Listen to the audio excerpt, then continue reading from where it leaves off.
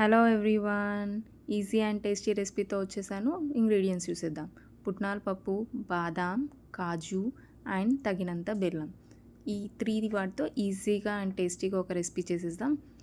పుట్నాల పప్పులోకి బాదాం అండ్ మనం తీసుకున్నంత కాజు తీసుకొని ఒకసారి ఫైన్ పౌడర్గా చేసేసుకుందాం. ఆ ఫైన్ పౌడర్ ఎంత మెత్తగా ఉండాలంటే వీడియోలో చూపిస్తున్నట్టు ఇంత మెత్తగా ఉంటే సరిపోతుంది. రవ్వగా ఉంటే అంత లడ్డు టేస్ట్ అంత బాగోదు. తర్వాత దానికి తగినంత బెల్లాన్ని యాడ్ చేసుకోవాలి.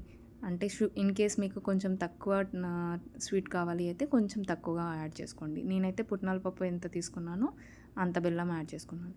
దానికి 2 యాలకులు అండ్ కొంచెం గీ, తగినంత గీ తీసుకుంటే సరిపోతుంది. దీనికైతే కొంచెం గీ ఎక్కువనే పడుతుంది అండ్ గీతోనే చాలా టేస్టీగా కూడా వస్తుంది. నేను ఇనిషియల్గా 2 స్పూన్స్ ఆఫ్ గీ తీసుకొని ఒక్కసారి అయితే మిక్సీ పట్టేశాను. చూస్తే నాకు గీ సరిపోయినట్టు అనిపించలేదు, సో మళ్ళీ ఇంకా గీ యాడ్ చేశాను. అయిపోయిందండి, ఇంతే రెసిపీ. నెక్స్ట్ జస్ట్ ఇంకొంచెం గీ యాడ్ చేసుకొని ఉండలుగా చుట్టుకుంటే సరిపోతుంది. టేస్ట్ మాత్రం వేరే లెవెల్. ట్రై చేసి చెప్పండి నాకు కామెంట్స్లో. Thanks for